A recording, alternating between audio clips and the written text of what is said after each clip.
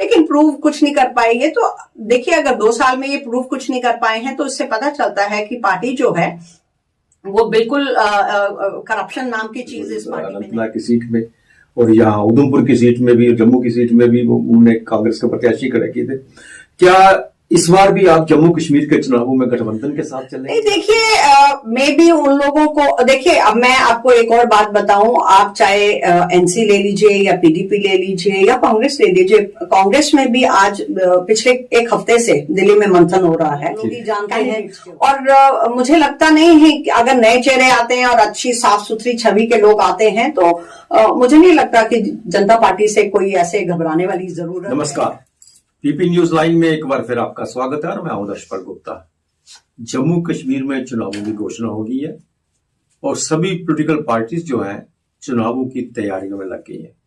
Bharatiya Janata party 2 दिन से मंथन कर रही है, उनके जो केंद्रीय मंत्री यहाँ पर बैठे हुए हैं, जाहिर है चुनावों में टिकटों का फाइनल कर रहे हैं, कौन कौन सा प्रत्याशी सामने आएगा। कांग्रेस की भी आज दिल्ली के अंदर मीटिंग चल रही है और नेशनल कॉन्फ्रेंस के अंदर भी माथापच्ची चल रही है। वहां तो माथापच्ची ज्यादा इसमें चल रही है कि डॉक्टर फारूक अब्दुल्ला चुनाव लड़ेंगे या नहीं लड़ेंगे, डॉक्टर या उमर अब्दुल्ला चुनाव लड़ेंगे या नहीं लड़ेंगे। लेकिन जम्मू कश्मीर में आम आदमी पार्टी भी है जिसने बड़े जोर शोर से यहाँ पे एंट्री की थी। पंजाब के चुनावों के बाद जब पंजाब में आम आदमी पार्टी ने वहां पे सरकार बनाई और जम्मू कश्मीर में जबरदस्त एंट्री ली थी, लग रहा था जम्मू कश्मीर में आम आदमी पार्टी एक विकल्प बन के उभरेगी। अब चुनाव है, आम आदमी पार्टी क्या सोच रही है इन चुनावों में जम्मू कश्मीर के बारे में, इसकी हम जानकारी लेंगे। हमारे पास आम आदमी पार्टी के स्पोक्स पर्सन हैं निर्मल महाना। निर्मल जी, आपका बहुत बहुत स्वागत है। नमस्कार आपके चैनल पे सारे व्यूअर्स जितने भी हैं उनको मेरा। निर्मल जी, जाहिर है कि चुनावों का दौर है और आपकी पार्टी ने भी जम्मू कश्मीर के अंदर एक अच्छी आधार रखी थी तब, उसके बाद आहिस्ता आहिस्ता नहीं पार्टी की सोच में कोई तब्दीली आई या क्या थी, लेकिन ये समय हर पॉलिटिकल पार्टी को इंतजार होता है चुनावों का। और चुनाव जम्मू कश्मीर में 10 साल के बाद आ रहे हैं, एक बहुत लंबे अरसे के बाद आ रहे हैं और ये मौका अगर हाथ से चला गया, इसके बाद कब चुनाव होंगे इस पे भी एक प्रश्न आ जाता है। तो इन चुनावों में आपकी पार्टी का क्या नजरिया है, किस तरह से उतर रही है?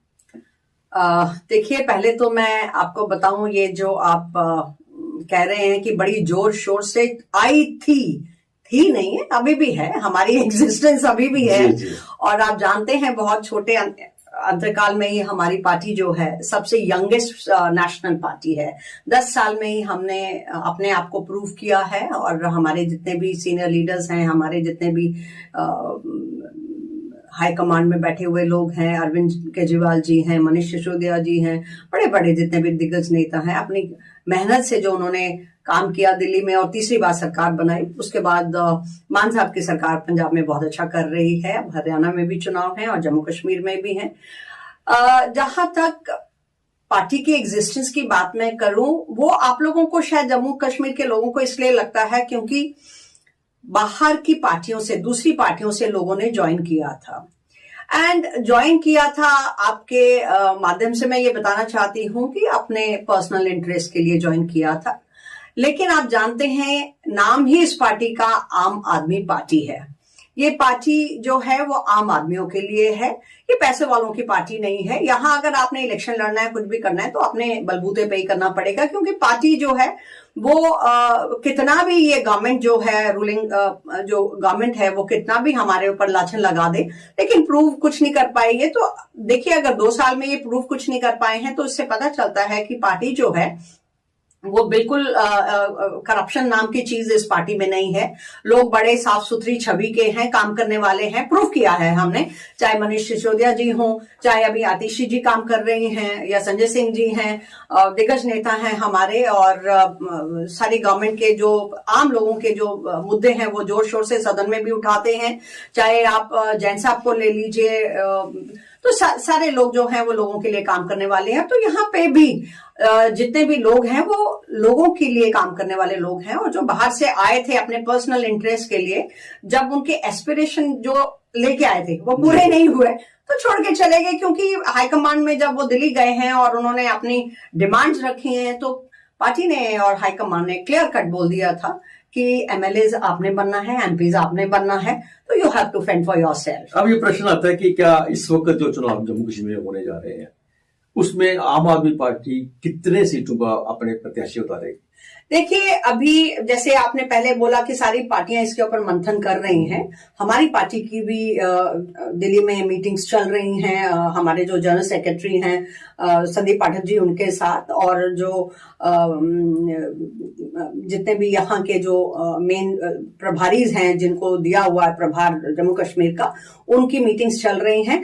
एंड आई थिंक आज शाम तक क्लियर हो जाएगा कि कितनी सीटों पे हम लड़ेंगे, और जो पहली फेज की जो लिस्ट है शायद वो भी आज शाम तक डिक्लेयर हो जाएगी कि कौन कौन लोग उस पे हम उतार रहे हैं। और वैसे अगर आपको मैं बताऊं तो ग्राउंड वर्क तो मैंने आपके चैनल पे एक बार बोला था कि ग्राउंड पे हमारे जो जितने भी वर्कर्स हैं वो ग्राउंड पे काम कर रहे हैं, ऑलरेडी लोगों के बीच में हैं।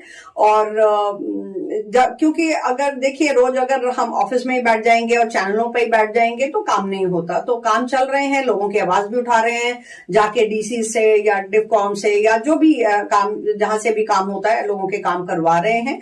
तो पार्टी बिल्कुल एग्जिस्टेंस है पार्टी की यहाँ पे, और लोग भी बहुत प्यार करते हैं, ऐसी बात नहीं है। उनके लिए भी विकल्प आप देख ही रहे हैं, आम आदमी पार्टी तो बहुत बड़ा विकल्प है उनके लिए। और अगर हम लड़ेंगे तो हम जो हमारे मुद्दे, मेन मुद्दे हैं और जो आम जनता के मुद्दे हैं उनके ऊपर ही लड़ेंगे हम, चाहे वो बिजली है, चाहे वो पानी है, अच्छी सैनिटेशन की सुविधाएं हैं, रोड्स की हालत देखिए अगर आप खराब है, और स्कूलों की हालत जो है एजुकेशन से रिलेटेड है, बुजुर्गों की के लिए सबसे बड़ी जो प्रॉब्लम आज की उसमें है, जो हमारा यूथ अनएम्प्लॉयमेंट से जूझ रहा है, जो हमारी गृहिणियां इन्फ्लेशन के उसमें दम तोड़ रही हैं। तो ये सारे जो बेसिक मुद्दे हैं, देखिए एक आम आदमी को क्या चाहिए होता है, एक आम आदमी को चाहिए बेसिक सुविधाएं। तो आम आदमी पार्टी ने जितने भी वादे दिल्ली में किए या पंजाब में किए वो पूरे किए हैं स्टिपुलेटेड टाइम में। तो यहाँ पे भी अगर हमारी सरकार बनती है तो हमारा लक्ष्य यही रहेगा कि हम जितनी जल्दी हो सकता है जो हम वादे करेंगे उसको हम पूरा करेंगे। लोकसभा के चुनावों में इंडिया गठबंधन के साथ आपका एक गठबंधन भी रहा, उसमें दिल्ली में भी चुनाव उनके साथ मिलकर लड़ा, और अब जम्मू कश्मीर को लेकर भी गठबंधन ने, नेशनल कॉन्फ्रेंस कांग्रेस ने लोकसभा के लिए इलेक्शन लड़ा था रजौरी अनंतनाग की सीट में, और यहाँ उधमपुर की सीट में भी और जम्मू की सीट में भी उन्होंने कांग्रेस के प्रत्याशी खड़े किए थे। क्या इस बार भी आप जम्मू कश्मीर के चुनावों में गठबंधन के साथ चलेंगे या इंडिपेंडेंट करेंगे? मुझे नहीं लगता, अभी इसके ऊपर तो मैं अपनी टिप्पणी नहीं कर सकती, क्योंकि अभी मेरे को भी जब तक क्लियर इंस्ट्रक्शंस वहां से नहीं आती हैं तो मैं नहीं बता सकती। पर मुझे नहीं लगता, मुझे लगता है हम सारी सीटों पे इंडिविजुअल हम अपनी एज अ पार्टी लड़ेंगे। गठबंधन की जहां तक बात है, जब आप लोकसभा की बात कर रहे हैं, पार्लियामेंट की, उस समय देश का सवाल था, तो देश को बचाने के लिए सारी पार्टियां संगठित हुई थी और आम आदमी पार्टी भी उसका एक हिस्सा थी। लेकिन जहां तक स्टेट असेंबली का सवाल है, वहां पे मुद्दे हम लोगों के तभी उठा सकते हैं अगर हमारी सबसे ज्यादा रिप्रेजेंटेशन होगी उसमें, असेंबली में। तो क्या आप जिस तरह से कह रहे हैं कि 90 की 90 सीटों कश्मीर में भी आप चुनाव लड़ेंगे? बिल्कुल लड़ रहे हैं। तो किस चेहरे को आप सामने लाएंगे एज ए चीफ मिनिस्टर? मुख्यमंत्री का चेहरा कौन सा होगा? वो तो समय बताएगा मुख्यमंत्री कौन बनता है कौन नहीं बनता है। लेकिन बहुत अच्छे चेहरे हैं, लोग बहुत अच्छे हैं जो काम कर रहे हैं, और कश्मीर में भी हमारा जो संगठन है वो बहुत मजबूत है। तो वो तो पार्टी तय करेगी, हाईकमान तय करेंगे कि पहले ग्राउंड लेवल पे तो हम करें। बिकॉज मेरा जो पर्सनल मानना है वो ये है कि आप अपना यू गिव योर 100%। जब आप लोगों के लिए काम करते हैं, आम जनता के लिए काम करते हैं, तो जनता अपने आप मैंडेट देती है, और लेट्स सी कि रिजल्ट क्या आते हैं। पहले तो पार्टी कितनी सीटों पे खड़े करती है उम्मीदवार, वो मैंने कहा आज शाम तक क्लियर हो जाएगा। तो अगर भारतीय जनता पार्टी की सरकार बनती है तो आपका क्या यहाँ पे रोल रहेगा? अपोजिशन में अगर आप आते हैं तो क्या रोल रहेगा उस वक्त? देखिए, सबसे पहले तो भारतीय जनता पार्टी की सरकार आती है, ये तो अब समय बताएगा आती है या नहीं आती है। बट अगर आती है तो सबसे पहले तो जो मुद्दे हैं, जो यहाँ के लोकल मुद्दे हैं, उनके ऊपर आवाज उठाएगी। अगर तो ये काम करते हैं उसके ऊपर तो ठीक है, नहीं तो फिर असेंबली में तो हम जोर शोर से आवाज उठाएंगे। अगर किसी दूसरी पार्टी को, भारतीय जनता पार्टी को दूर रखने के लिए आप क्या सहयोग चाहा तो क्या उनके साथ मिलकर आप चलेंगे? देखिए, इसके ऊपर कहना अभी बड़ा मुश्किल है, क्योंकि अभी हमें यही नहीं पता कि हम कितने कितने सीटों पे लड़ने के लिए तैयार हैं, पार्टी कितने वहां से मैंडेट में क्या आता है, कितने रिप्रेजेंटेटिव हमारे होते हैं। तो वो सारा मैंने आपको बताया आज शाम तक या मोस्ट प्रोबेबली कल तक सारा क्लियर हो जाएगा। इस बीच में नेशनल कॉन्फ्रेंस ने कहा है कि हम अकेले ही चुनाव लड़ेंगे और पीडीपी ने कहा कि नेशनल कॉन्फ्रेंस के साथ हम चुनाव नहीं लड़ेंगे। तो गठबंधन को एक तरफ कर दिया है, कांग्रेस को अकेले कर दिया है। तो इन परिस्थितियों में क्या ये सब पार्टीज जो है भारतीय जनता पार्टी को फायदा नहीं दे रही? नहीं, देखिए मे बी उन लोगों को, देखिए अब मैं आपको एक और बात बताऊं, आप चाहे एनसी ले लीजिए या पीडीपी ले लीजिए या कांग्रेस ले लीजिए, कांग्रेस में भी आज पिछले एक हफ्ते से दिल्ली में मंथन हो रहा है कैंडिडेट्स के ऊपर। वो चाहते हैं नए चेहरे लाना। आप जानते हैं, चाहे भारतीय जनता पार्टी हो या कांग्रेस हो या जो भी हो, मैं किसी के ऊपर लाछन नहीं लगा रही हूं, बट आप खुद जानते हैं और जम्मू कश्मीर की जनता जानती है कि जितने भी यहाँ पे हमारे सो कॉल्ड एमएलएज रहे हैं पहले, उनकी छवियां कैसी रही हैं वो तो मुझे बताने की जरूरत नहीं है।